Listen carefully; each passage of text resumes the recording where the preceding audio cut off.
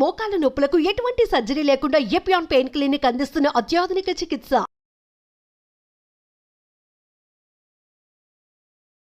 నమస్తే, welcome to Suman TV. ప్రస్తుతం మనతో పాటు ఉన్న డాక్టర్ రమణి గారు. సో మేడం తో మాట్లాడి క్యాన్సర్ కి సంబంధించిన మరికొన్ని విషయాలు మేడం అడిగి తెలుసుకుందాం. నమస్తే మేడం. నమస్తే అండి. సో మేడం, క్యాన్సర్ అనగానే చాలా వరకు నేనే ఎక్స్పెషల్ గా అదొక ఏంటో తెలియని భయం వచ్చేస్తూ ఉంటుంది. సో ఫస్ట్ మనం ఇక్కడ నేనేమనుకున్నంటే క్యాన్సర్ కి సంబంధించి స్క్రీనింగ్ అనేది ఉంటుంది. అసలు ఇది ఎందుకు చేస్తాము అంటే క్యాన్సర్ వచ్చిన వాళ్ళలో చేస్తామా లేదా రాని వాళ్ళలో చేస్తామా? అసలు ఈ క్యాన్సర్ స్క్రీనింగ్ అంటే ఏంటిది? Before going answering that question అండి, క్యాన్సర్ అంటే భయపడుతున్నామా అంటున్నారు కదా. 2 things డెఫినెట్గా భయపడాలి. ఎందుకు అంటే క్యాన్సర్ ఇన్సిడెన్స్ పెరుగుతుంది. అవును. సో మన తాతల టైంలో ఇన్ని క్యాన్సర్లు మనం ఎప్పుడు చూడలేదు. ఇప్పుడు చూస్తే ఇంటింటికి మినిమం క్యాన్సర్స్ ఉంటుంది. సో ఆ విధంగా డెఫినెట్ గా భయపడాలి. అండ్ ఎందుకు life style, pollution, all these reasons వల్ల క్యాన్సర్స్ బాగా పెరుగుతున్నాయి. సో అది భయపెట్టేలాగే ఉంది. సెకండ్ థింగ్ మీరు గుర్తుపెట్టుకోవాల్సింది ఏంటంటే, ఇప్పుడు మనకి కీమోథెరపీ కానీ దాని ట్రీట్మెంటు, దానికి స్క్రీనింగ్ అంటున్నారు మీరు. సో టెస్ట్లు, దాన్ని డయాగ్నోస్ చేయడం, ఇవన్నీ చాలా హై లెవెల్కి వచ్చేసాం మనం. సో మన treatment is definitely improved. Cancer వచ్చాక కూడా లైఫ్ హ్యాస్ ఇంప్రూవ్డ్ సిగ్నిఫికెంట్లీ. ఆ విధంగా చూస్తే అంత భయపడక్కర్లేదు. ఇప్పుడు స్క్రీనింగ్ అంటున్నారు కదా, స్క్రీనింగ్ అంటే ఏంటి? స్క్రీనింగ్ అంటే ఈ క్యాన్సర్ వీళ్ళల్లో డెవలప్ అవుతుందా లేదా, లేకపోతే ఇప్పుడు మీకు నాకు చాలామందికి క్యాన్సర్స్ మనం చూస్తూ ఉంటాం. క్యాన్సర్స్ చాలా లేట్ స్టేజెస్లో చాలామంది మన దగ్గరకు వస్తారు. ఎందుకు అలాగా? ఎందుకంటే అవగాహన లేక అంటారా మేడం? లేదండి, చాలా క్యాన్సర్స్కి సిమ్టమ్స్ రావు. ఓకే, సిమ్టమ్స్ ఉండవు.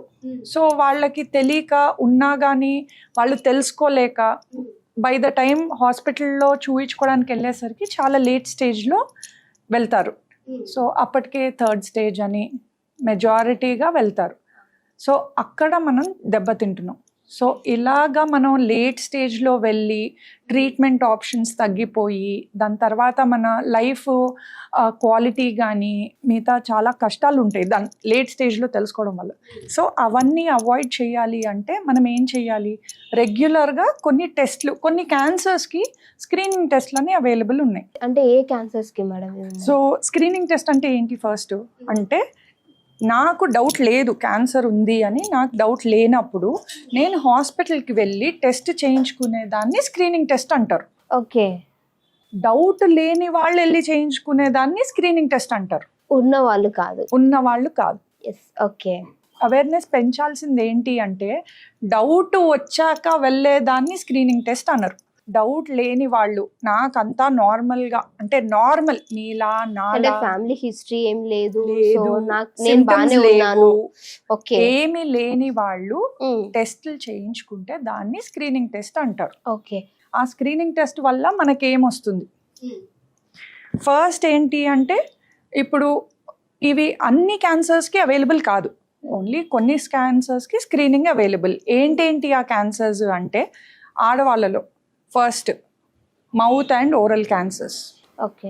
డాక్టర్ దగ్గరికి వెళ్తే వాళ్ళు ఎగ్జామిన్ చేస్తారు, ఏమన్నా ఉంటే చెప్తారు. Second breast cancers. So breast cancers ఏంటి అంటే 35 years 40 years నుంచి రెగ్యులర్ చెకప్స్కి వెళ్ళడం, మ్యామోగ్రఫీలు చేయించుకోవడం. దీనివల్ల మనకేమన్నా రెగ్యులర్గా చేయించుకుంటే ఏమన్నా ముందే బిఫోర్ లేట్ అయ్యే లోపు తెలుసుకోవచ్చు మనం. ఓకే. That is breast. తర్వాత ఓవేరియన్ క్యాన్సర్స్కి అల్ట్రాసౌండ్ రెగ్యులర్గా చేయించుకోవచ్చు. దెన్ మోస్ట్ ఇంపార్టెంట్ అంటే cervical cancer. Because it is preventable. This is preventable, definitely preventable. But ఇప్పుడు మనం స్క్రీనింగ్లోకి వచ్చాము అంటే ఆ హెచ్పివి వైరస్ ఇన్ఫెక్షన్ వల్ల ఏమన్నా చేంజెస్ స్టార్ట్ అయినాయా, మనకి హెచ్పివి ఇన్ఫెక్షన్ ఉందా, ఇవి తెలుసుకుంటే మనకి క్యాన్సర్ వచ్చే అవకాశం ఉందా అని కూడా తెలుసుకోవచ్చు. ఓకే. సో ఇది సర్వైకల్ క్యాన్సర్కి స్క్రీనింగ్ ఎప్పుడు స్టార్ట్ అవుతుంది? 30 years నుంచి every women has to undergo HPV DNA testing. అంటే ప్యాప్స్మియర్ అని ఒక చిన్న ప్రొసీజర్ ఉంటుంది. అది సర్విక్స్ దగ్గర నుంచి సెల్స్ తీసి అది టెస్ట్ చేస్తారు. అందులో హెచ్పివి ఇన్ఫెక్షన్ ఉందా లేదా చూస్తారు. సో హెచ్పివి ఇన్ఫెక్షన్ ఉంటే నాకు క్యాన్సర్ తర్వాత అంటే ఇన్ ద కమింగ్ 10 years, అంటే మీకు 10 years ముందు తెలుస్తుంది. హెచ్పివి ఇన్ఫెక్షన్ ఉంటే it takes 10 years for cancer to develop యావరేజ్గా. సో అంటే మేడం ఈ 10 years లో ఒకవేళ ఫర్ సపోజ్ ఒక 5 years లో మనకి తెలిసే అవకాశం ఉంది అంటారా? అందుకే screening is very important. So HPV infection వచ్చిన వెంటనే నెక్స్ట్ డే మీకు క్యాన్సర్ రాదు. ఇట్ టేక్స్ 10 years కాబట్టి 10 years time. Yes. So 10 years కాబట్టి you can first HPV test చేయించుకోవచ్చు ఎవ్రీ 5 years అని చెప్పామనుకోండి. You have 3 opportunities to diagnose before cancer comes. So అంటే నార్మల్ గా ఈ సర్వైకల్ క్యాన్సర్ అయినా ఇంకా ఏ క్యాన్సర్ అయినా మనకి 10 years లేదు, అలా ఇవ్వదు. సర్వైకల్ క్యాన్సర్ ఒక్కటే. సో అండ్ దట్టు దీనికి మళ్ళీ వ్యాక్సినేషన్ ఉంది, దీన్ని తగ్గించే అవకాశం కూడా ఉంది. బట్ ప్రతి ఒక్క క్యాన్సర్ కి అయితే ఇలా కాదు. కరెక్ట్. సో అందుకే యాక్చువల్లీ ఇప్పుడు WHO గురించి మీకు అందరికీ తెలుసు, వరల్డ్ హెల్త్ ఆర్గనైజేషన్. అది మనకు ఒక గైడ్ లైన్స్ ఇచ్చిందండి. ఏంటి అంటే we all can work together and eliminate cervical cancer. Eliminate అంటే అసలు మొత్తం పోలియో లాగా మొత్తం వరల్డ్లోంచి సర్వైకల్ క్యాన్సర్ లేకుండా చెయ్యొచ్చు. ఎలా?